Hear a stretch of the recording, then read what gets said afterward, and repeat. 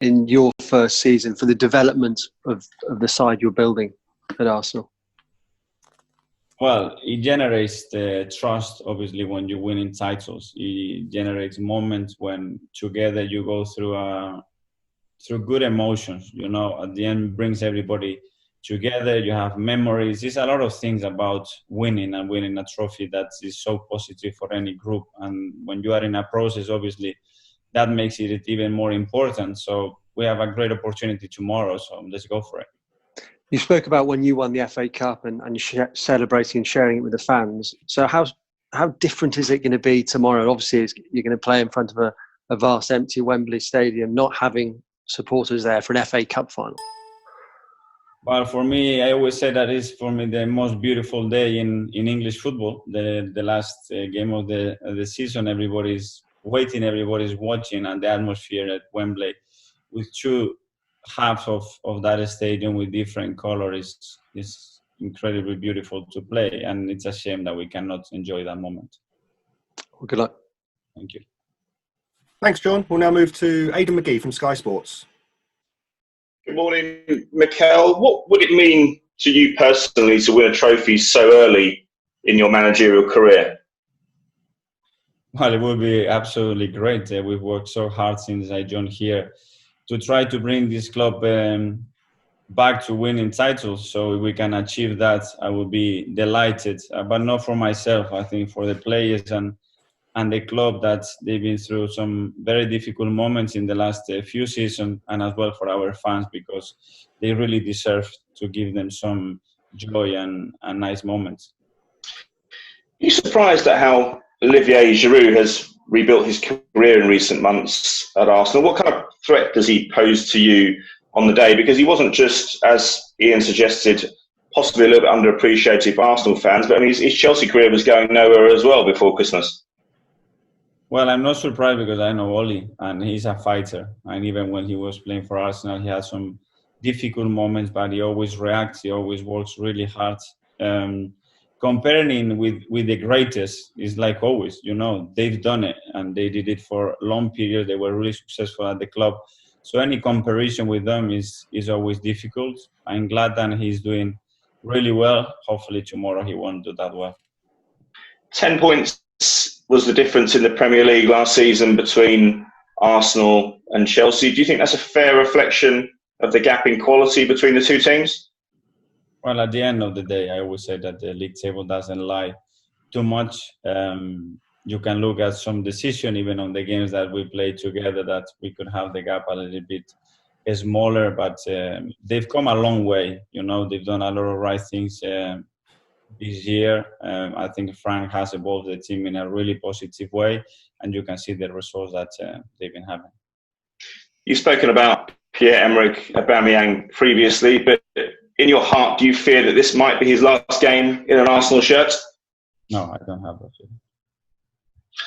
You said that beautiful moments like possibly winning the FA Cup might be enough to keep him there, but is this a big enough competition to influence his decision for next season?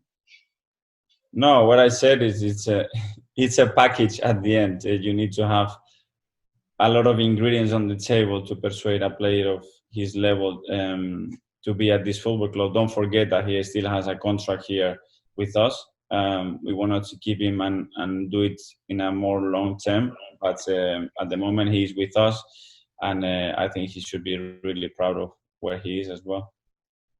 Can we expect something similar tactically from your team compared to what we saw against Manchester City? Because I think it surprised a lot of people the way you played and the success that it brought. It's a final. It's a different game. It's a different opponent with different qualities, so you cannot approach the game in the same way. Thank you. Thank you. Thanks, Aidan. We'll now move to Mark Mann-Bryans from the Press Association. This is Tyler. Tyler, with Grammarly's help, is writing an email to his boss, Anita. Tyler sits just 15 feet away, though it can feel like the distance to Antarctica, approximately 47 million feet. Tyler desperately wants Anita to like him, but doesn't want to sound unsure of himself. He also wants to explain the incident at the elevator. But this probably isn't the email for that. It's an email asking to lead a team workshop because more collaboration would be really helpful. Beneficial. But Tyler worries that Anita doesn't think he's competent, especially after the time he told her, "I'm a suppository of information." and she gave him this look, since he clearly didn't know what a suppository was. This time, Tyler is determined to find the right words, the ones that will connect best with Anita, so that when Tyler sends his email, he receives a response in just 4 minutes and 12 seconds. That includes phrases like, "I'm impressed," and "such initiative." And the distance between Tyler and Anita stops feeling so far. Grammarly, helping you connect. Go to Grammarly.com to download.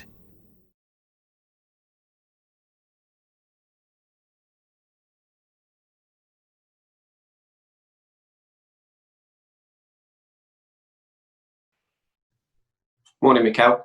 Yeah. Just wondered if I could check, did you watch the Europa League final last year? Yes, I did. What gives you the confidence that there'll be a different outcome in this final to that one last year? Because a year in football is a different life already. Even 2 weeks sometimes or 3 days later, you can see a team performing in a way and then can be a different team. So I think there is not many things to get from that. Have you felt the need to talk to the squad about last year's final ahead of this one at all? No.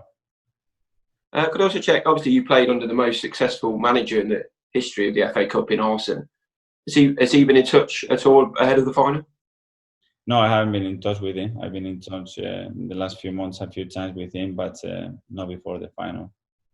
Obviously, we get told pretty much every year the FA Cup means less and less every season, but to him in particular, he put a lot of importance on the FA Cup. Did that rub off on you? So you hold it in as high regard as he did.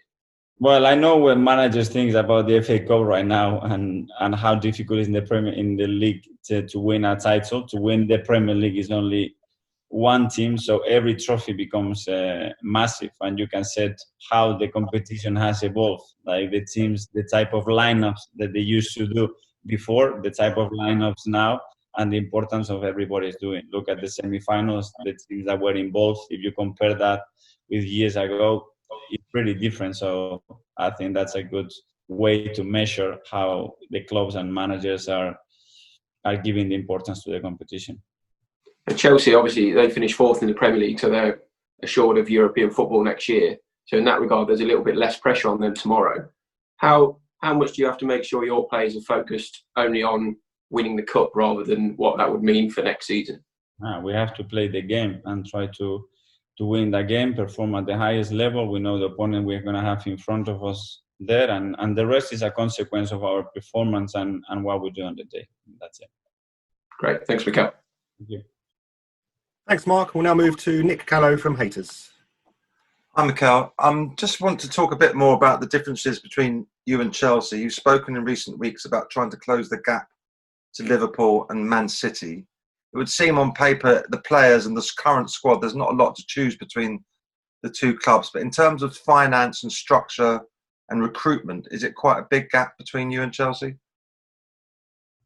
Well, I don't know how they are structured, what the resources are for them. Obviously, you can see the squad that they have at the moment and the amount of players that they have, the quality of the players that they have, and the good work that they are doing. So we have some really good players as well. We are a good squad. We are an incredible club. So I think we are both in a good position. Yeah, I'm not disputing that.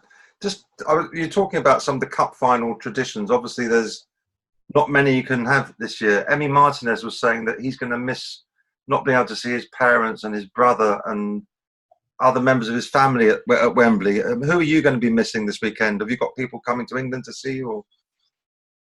No, nobody's coming to the game. Obviously, my wife, my kids, my family, every time I've been in that competition, whether it was as a player or was a part of a coaching staff, I always have my family there. It gives a lot of energy, and the fact that they are there enjoying that day, it makes it even more special. So I think we're all going to miss that part. So are your family planning to have a cup final party at home or anything like that? Yeah, they will do it at home for sure, yes. And what will you do with the players afterwards? Will they just all have a shower and all go home, or is there plans to meet up at the training ground? Or what we have to do is win it, and then we we will enjoy together. But let's win it. All right. Thanks, Mikel. Thank you. Thanks, Nick. Now Simon Collins from the Evening Standard. Hi, Mikel. Hello. Can you just give us a bit of an insight into what those conversations with Arsenal were about and what you were discussing? No, it's private conversation. It's great to have him on board. He gives you great advice, and just talking to him, he's got such a knowledge. He's such an intelligent person that just knowing that he's there and he's gonna be supporting us and supporting me, I feel calmer. As someone to talk to about Arsenal, he's about as good a sounding board as you could have in the business, I guess.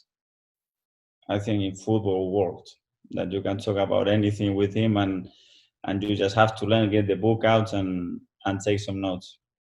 And you were speaking about Oba, how it's all about the whole package, but you know what it's like to be wearing that armband at Wembley, to be lifting the FA Cup. Surely something like that for Pierre to experience would make him think that this is the place for him to be.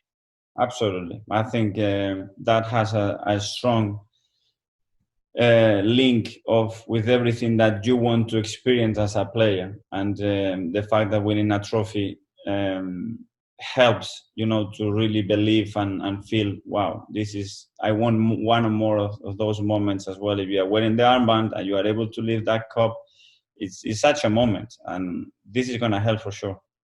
And just lastly, I know you spoke earlier this week, I think, in an interview saying you're looking to add to your coaching staff this summer. Have you got any names in mind? Because we're hearing things about Dennis Bergkamp and someone like that coming back to the club. Is there anything you can tell us on that front? At the end of the season, we will talk about it. Thanks, Mikel.